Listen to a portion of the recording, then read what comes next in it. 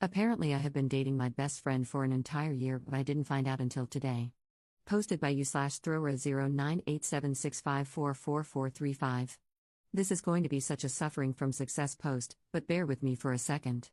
I, 18F, have known him, 19M, for 5 years, different classes and courses, but same friend group. Over time, he has genuinely become one of the best people I know, and it's only getting better every day. I can't lie and say he's not my type: nerdy, charming, sweet, funny, flirty with the right amount of awkward. He comes to pick me up from class, plays hockey without being a douchebag to the skaters, and most importantly, gets treats for my cat. Multiple strangers have mistaken us for a couple, even close people like our friends, professors, and, worst of all, my family. He's kinda perfect, but I've never even thought of putting the moves on him. He's never shown romantic interest in me. We're friends, nothing more. Or that's what I thought. Today, he was spending the afternoon at my dorm, something he started doing about a year ago. We're lying on my bed, mindlessly watching Sonic cartoons, when he says, verbatim, "So, baby, where do you want to go this Friday?" As a matter of fact, this is the first time he's called me baby, so that kinda shocked me. Instead of asking why, I froze and was just like, "What's happening Friday?" He turns to me and kisses me, again, first time thing with us, hugs my waist, and goes, "Our 1-year anniversary, idiot." I'm making reservations. At this point, I'm frozen. I genuinely don't know what to say. I'm gobsmacked. The dude I thought was my best friend, who never even showed interest in the dating thing, is under the impression that we've been dating for a whole year. I'm silent while he continues hugging me and scrolling on his phone, racking my brain thinking about what to tell him, when his phone starts ringing. It's his mom, which he puts on speaker, and she deadass goes, "Hi. Are you still with your girlfriend?" Oh, so now his mom thinks we're dating too? He tells her yes and asks why she called. She asks for his help with private stuff I will not divulge here, and he turns to me and goes, "Sorry, I'll be back in a bit, sweetheart." I just nodded. I was just like, "Alright, see you in a bit." No questions, no screaming, just acceptance. He gets up to put on his sneakers and leans down to kiss me again, which I just accept at this point. It's a nice kiss, besides the fact that my mind is somewhere else. He leaves, and I get a text from his coach: "Tell BF's name to come tomorrow at 7, he'll only listen if it's you." WTF, you mean only me? You're the responsible adult tasked with training these hockey players, why do you depend on me bringing him to you? But that led me down a rabbit hole of finding out who knows we're dating. Apparently, the majority of the people I talk to think we're dating, or, if I'm being correct here, know we're dating, and just have never mentioned it to me. I don't think it's a prank, solely on the fact that his mom called me his girlfriend. They don't have the closest relationship. She is a very traditional, conservative, and religious Korean woman, always serious and does not play around. When she realized early on that her son did not agree with many of her opinions, she stopped caring for him to the fullest, only keeping it civil for the rest of the family and friends. There's nothing he could have done to have her go along with something like this, especially when she wants him to marry young with a nice Korean girl, which I'm not. Also, he just does not seem like the guy to play with people like this. He might be dumb and oblivious, but not horrible. I don't know what to do now. I mean, he's a great guy, don't get me wrong, and if the last 5 years are anything to go by, he would be, or is, a great boyfriend, maybe even, in the future, a husband. But I've never looked at him that way, so I can't say I love him. When this occurred, it was like the glass shattered and I saw how differently he looked at me, how he talked and acted, stuff that never changed since the beginning, but for some reason I've never noticed. I can't sit here and pretend I love him like that. I wasn't thinking about him in that sense all this time. But, on the other side, I don't want to hurt him. He clearly thinks we've been together for that long, so he has to have strong feelings for me, and I don't want to step on them and scar him like that. I can't just keep dating him, though, something that I've apparently been doing for a year. I could learn to love him eventually, it wouldn't take much, to be honest, but it wouldn't be fair to him or me. In my defense, who dates someone and just doesn't ask them about it? If the roles were reversed and, a year ago, something happened where I was like, crap, I love him. This was probably a date. We're probably dating right now, I would have confirmed with him or, at the very least, said something over the following year, not only at the 1-year mark. I just don't know what to do. I'm scared and angry, disappointed in myself for not recognizing the situation sooner. I feel like I'm stuck between the sword and the wall. The last thing I want is to hurt him, but I also don't want to lie to him. How should I go about this with him? Edit. Before you comment, I've sent a text for us to meet up, and I somewhat already know what I'm going to say to him. I'll try to post an update after the 48 hours have passed. Top/relevant comments. Commenter. I can understand the not kissing, from a religious point of view. I can understand taking it slow from a purely conservative dating standpoint. I cannot, on the other hand, understand why you have no pet names for each other. Is anyone from Korea? How do you guys do stuff over there? Maybe it's a cultural thing, and I thought a year was long enough to move the relationship along. How does he pinpoint the anniversary? Did anything change 1 year ago? Up? Op's response. I'm white, and he wasn't born in Korea, but his family still holds traditions even in a foreign country. There were no pet names because there was no relationship, it was never even suggested. Nothing really changed a year ago worth noting. I went back to check messages and Google Photos, but nothing important came up. I've already sent him a message to meet up after practice.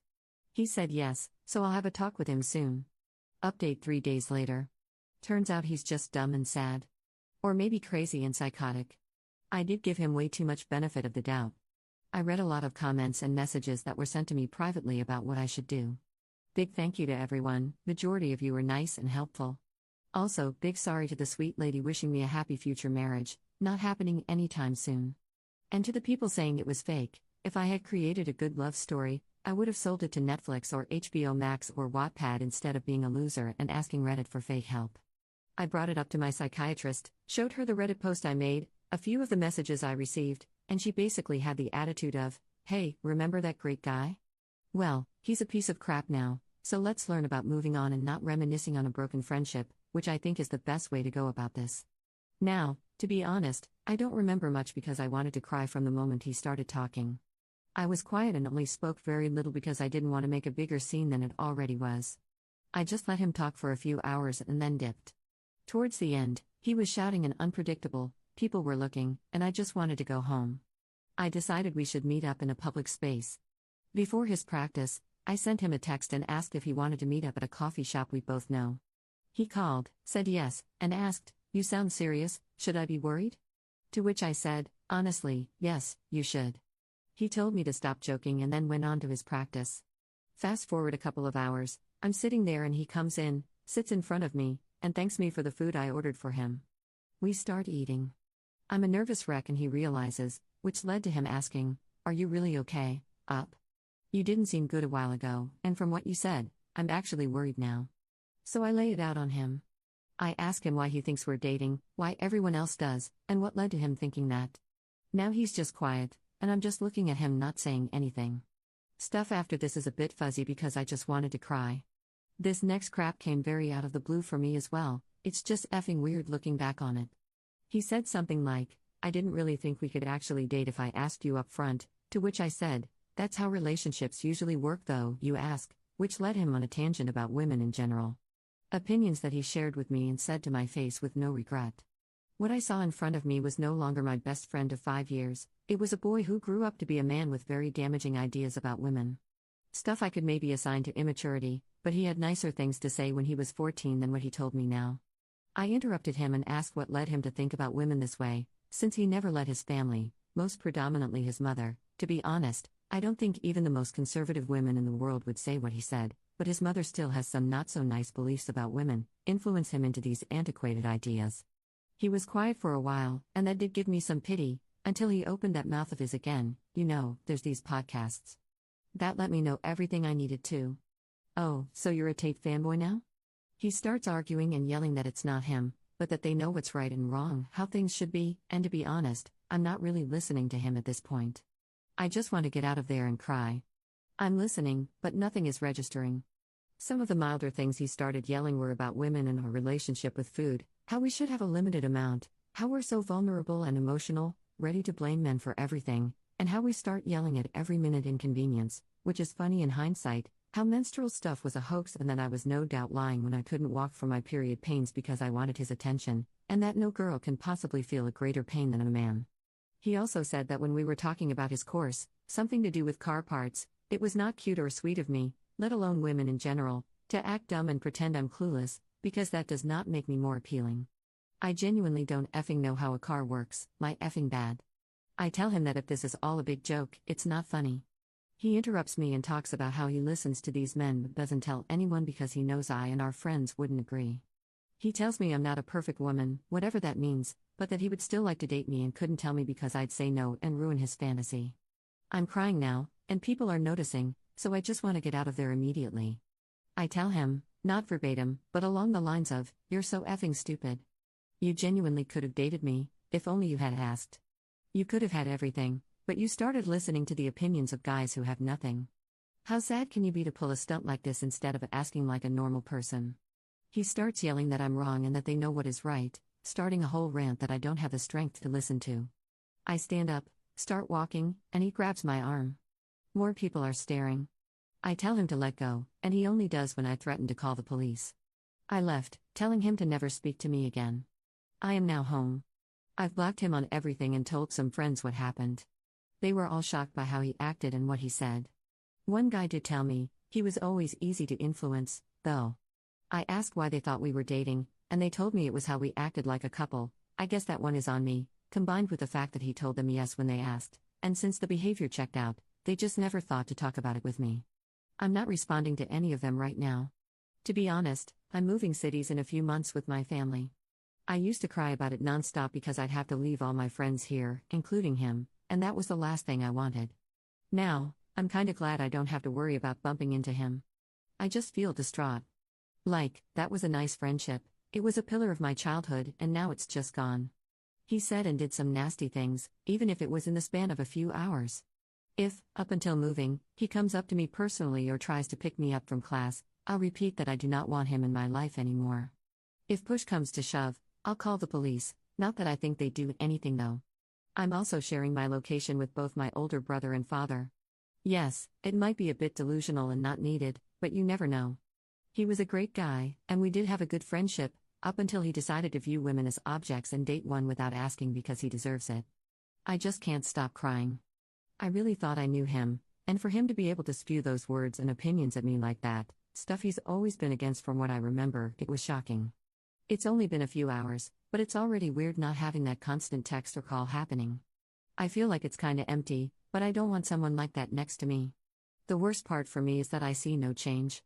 He has no sisters, and his mother does somewhat think that way as well, and so does his father. Maybe his coach could help, but I don't know. I just feel betrayed, I guess. It feels stupid to say, but it's true. I mean, I get men like this every single day, every girl does. It goes from professors who know me to drivers who are seeing me for the first time. Comments vary from just telling me I'm pretty to more gruesome stuff. I'm used to it. I just never expected it to be someone so close to me, someone I trusted. I don't know when he started thinking like this, but now it has me feeling all gross and dirty. If he thinks like this about me and never said it, I don't even want to know what he thinks about our mutual trans friend, what his opinions are actually like, when he's always been nice and respectful to her. It does help me chuckle a bit that some of the things he said were just so textbook misogyny that it seems he learned them on a Joker Sigma Instagram account. That is so stupid it's kinda hilarious, if you omit the part where he said essay is not a real problem. So, that is that. I thought I had a nice friend by my side, but I guess not. Never trust a guy, even if you grew up with him, they'll disappoint you eventually. Edit. You know what, F this, some of you guys suck. I thought this was a subreddit to help and give advice, and yet I'm still getting DMs saying this is fake and overall clowning me. Like, I'm sorry if I write in a weird way, but this crap did happen. Do you guys only believe women when they show up dead in the news?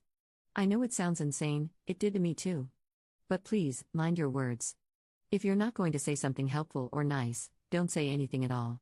I'm already having a horrible time with all of this, and to have Reddit men in my DMs saying I lied and discrediting me because it's not possible he'd do that, shut up, please, I'm begging you.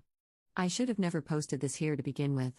Might just delete it altogether since apparently men only know how to point and laugh at a woman's experience.